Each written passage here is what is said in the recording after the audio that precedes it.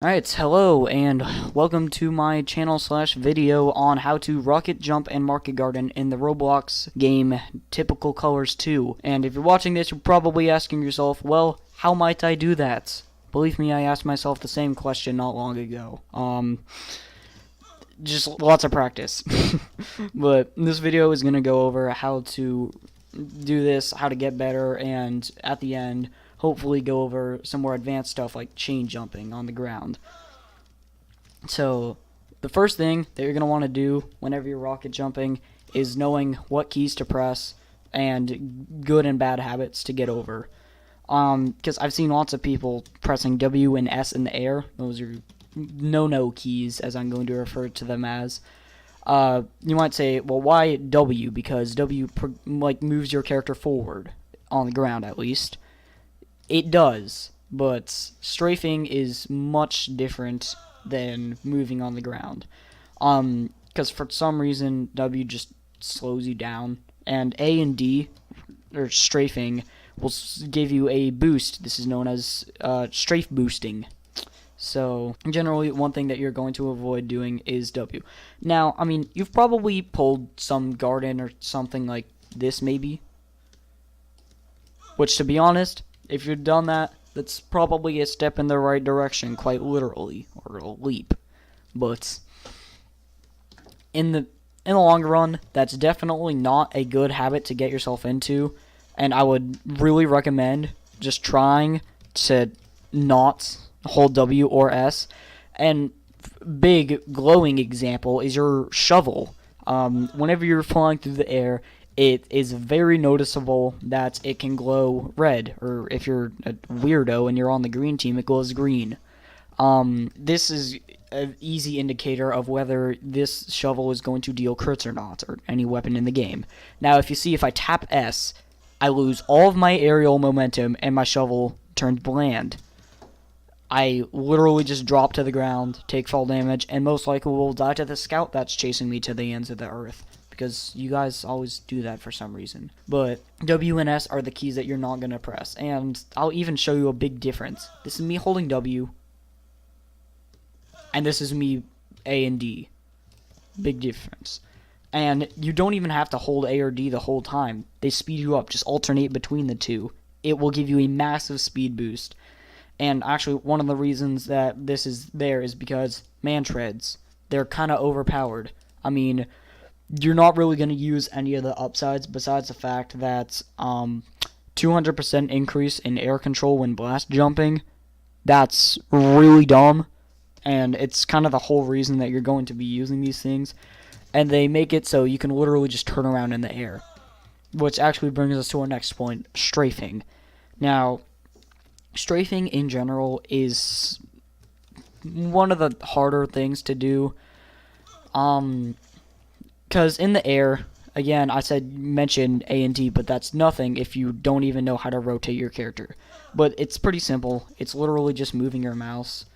And generally, I'd say have a moderately high sensitivity. I'm currently using 0.3, but I just have a really high DPI right now. So I would just find a good sensitivity for you, and then get it so you can do a nice and slow turn like this. And it's sort of like any other time that you're turning. You're going to hold D. If you're turning right, hold D and slowly move your mouse to the right. And if you're turning left, hold A and slowly move your mouse to the left. And if you just want to go straight, alternate between A and D and just keep your mouse in the same direction.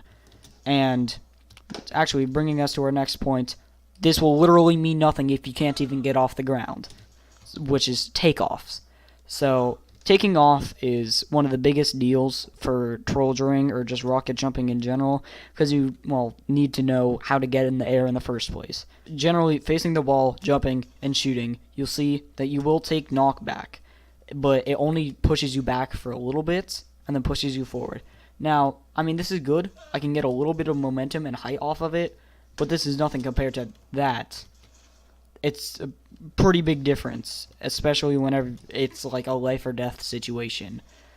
So, going back to this wall, there's a big delay between when you shoot, when your rocket hits the wall, and whenever the knockback is dealt. It may not look like much, but it's definitely enough to abuse something that I like to call a 180, where you quickly turn around, shoot, or just even face the wall, shoot, and then turn around just enough to be able to go like maybe wall to wall right here. It's a good thing to practice. So you should be fully turned around by the time that the knockback is dealt, giving you the perfect boost of forward momentum, which in general should just propel you forward. So that's kind of hard to get the hang of, but trust me, it gets worse. But again, practice makes perfect. So on the ground, you might notice you don't exactly have a wall next to you, and just for down here maybe, shooting at the ground is sort of something that you've probably done before. But you can take it a step further and pulling a 180 on the ground. Now, this is performed by jumping, crouch jumping, and then shooting a rocket behind you. And even if you're not so confident with that yet, you can do a crouch jump and then just, even while you're walking backwards maybe, just shoot.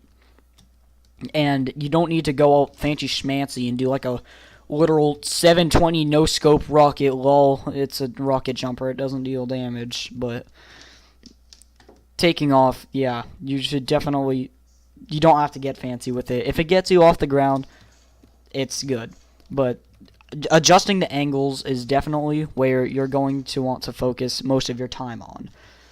Mainly just because you can easily control from a high and slow flight to a low closer to the ground fast flight, which is what you're going to want.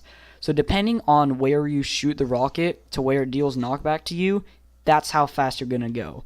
And it's a pretty big scale, just considering the fact that, well, there's not really that much splash radius on the rockets anyways.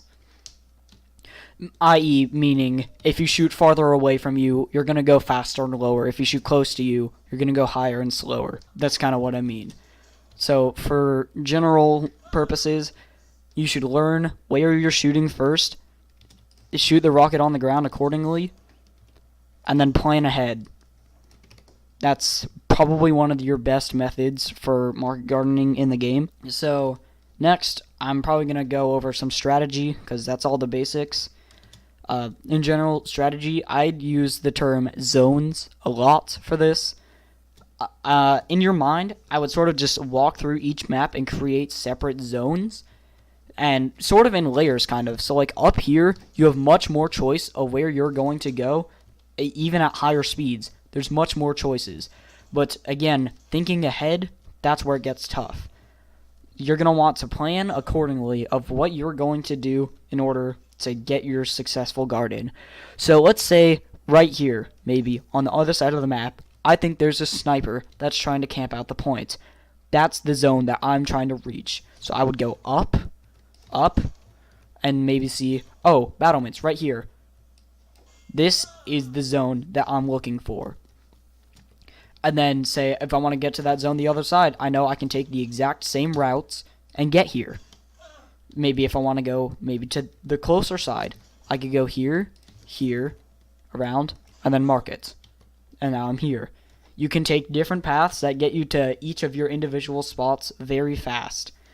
And even from spawn to point, like a rollout, that's a good zone that you want to keep in mind. So, I mean, there's not really much for this. Just keep in mind, have zones and know where you're going first. And don't get me wrong, there's nothing wrong with just going around and... How did I get there? But there's nothing wrong with going around and just rocket jumping to your heart's content, wherever you want to go, wherever you think someone's going to be. But I'm telling you, in the long run, thinking ahead is something like the big brain trollers do. So, finally, onto the more advanced stuff, would be chain jumping. Now, this entire video, whenever I'm talking, you've probably just seen me in the background pulling some weird crap like that where I just go across the map at 1,000,000,000,000 miles an hour. Now, this is probably one of the things that I still struggle with myself, even though I literally main the subclass. I'm depressed, but yeah, it's something I definitely still struggle with, and I'm not perfect at it. I'd say probably out of every 10 attempts, I'll only maybe hit like 5 chain jumps on the ground. Like occasionally I'll just barely skim my legs on the ground and then just completely lose all my momentum. My market gardener doesn't have crits, and I'm slowly falling towards the heavy that's fully wound up behind me. Yeah, it's pretty bad if you miss. But again, a good thing to practice would be wall jumps. Not really again, just practice wall jumps. These are great ways to keep you in the air, and one of the things that you really need to know is where you're shooting your rocket on the wall will affect where you're going. Generally, I try to shoot closer to the lower side of the wall of where I am, because that's where you're going to get the most height and propulsion out of it. But if you want to go downwards, you just shoot above you, and it will give you just enough to maybe negate fall damage if you think you're going to die, possibly.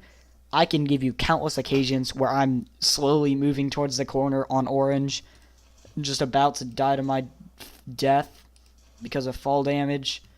Like, it's just dumb. Like, that was 50 fall damage right there. But barely tapping a rocket above you gives you the tiniest bit of upward movement where it will cancel out any fall damage that you're about to take. But compared to shooting on the bottom of the wall where you're just going to go zooming off into the endless void of space, pretty big difference. But on the ground, it's timing. It's completely different from on the walls.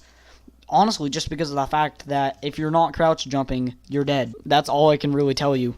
Crouch jumping is the biggest game changer ever. And if you're not in the habit of crouch jumping, come back to this later. But going fast along the ground is something that I'd really say helps. Because, like, right there, I just skimmed the ground and my rocket didn't deal enough knockback for me to get back into the air fast enough. And one of the things I've been doing was I've been going off these ledges where I can easily shoot the rocket down, like maybe here, where I was behind it. It's almost like pulling a 180, except you're just shooting directly down, and you already have enough forward momentum. And this is generally known as pogoing in TF2, but in TC2, it's much, much different. So, that's probably going to be it for everything that I'm going to tell you in here. I've probably been recording for way too long. But generally, just practice and spending the $10 that it takes to get a VIP server, or well, 10 Robux that it takes. That's like literally $1 for 8 months that you get the server. So maybe swipe the credit card a little bit there, but in general, yeah, practice. Practice makes perfect, and don't be afraid to go into public servers and do this and get a market garden. You're practicing. Honestly, just the more you play the class, the better you get. You literally cannot get worse if you're rocket jumping, because you're constantly going to be learning new things. Watching other people do it can really make you a better player. I learned most of what I'm doing just by getting market garden so many times. I'm like, man, I want to do that. And then I did it. And look where I am now. So, yeah. I'm probably going to make some more advanced jumps on very specific maps later. So, alright, I'll see y'all later, and peace out.